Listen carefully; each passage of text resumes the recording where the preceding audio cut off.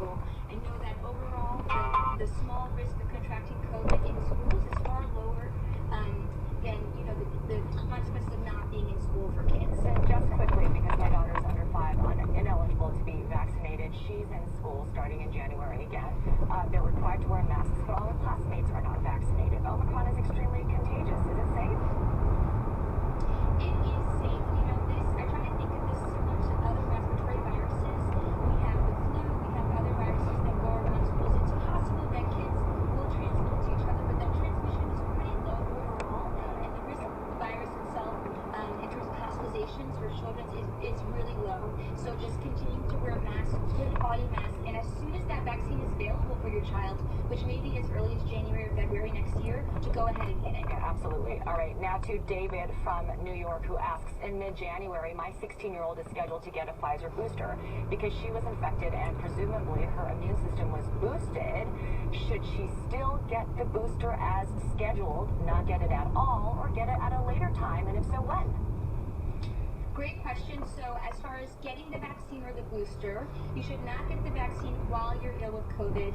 You want to be completely recovered, so asymptomatic, and pass your isolation period before you get the vaccine or the booster. If you're still feeling sick, wait a few days or a week or so to get the booster. But if it's time for the booster, your child's feeling better, they should get the booster. So get the complete series, the second dose, the booster, whatever they're scheduled for, as soon as they're feeling better. So CDC Director Rochelle Walensky says that she hopes boosters will be available for kids 12 to 15 in the days and weeks ahead.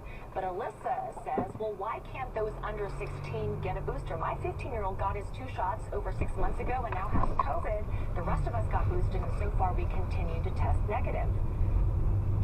Yeah, I understand that urgency among families. We really want to get our kids protected to the maximum that we can. I appreciate that, but we need to be sure that they get the booster when they need it. So we don't have enough research yet on children and boosters.